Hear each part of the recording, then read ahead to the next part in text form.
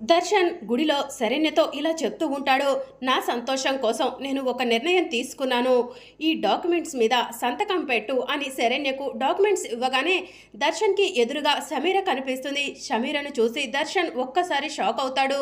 ఇక వెంటనే కళ్ళు నుదుముకొని సమీర వైపు చూస్తూ ఉంటే శరణ్య అక్కడి నుంచి మాయమైపోతుంది. ఇప్పుడు ఇక్కడే కనిపించింది, ఇంతలో ఎక్కడికి వెళ్ళుంటుంది అని దర్శన్ అక్కడి నుంచి సమీరను వెతుక్కుంటూ పరిగెడుతూ ఉంటాడు.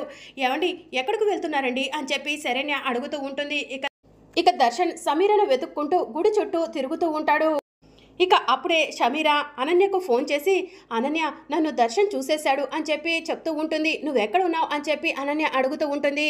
నేను రామాలయంలో ఉన్నాను అని సమీర చెప్తూ ఉంటుంది. నిన్ను ఒక వారం రోజులు హౌస్ అరెస్ట్ ఉండమన్నాను, ఉండలేకపోయావా అని చెప్పి అనన్య అంటూ ఉంటుంది.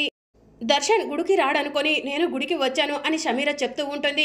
అర్జెంటుగా నువ్వు ఇక్కడి నుంచి వెళ్ళిపో అని చెప్పి అనన్య సమీరకు చెప్తూ ఉంటే ఆ మాటలను ఆనంద భైరవి వింటుంది. ఆనంద భైరవి అనన్య వైపు కోపంగా చూస్తూ ఉంటుంది.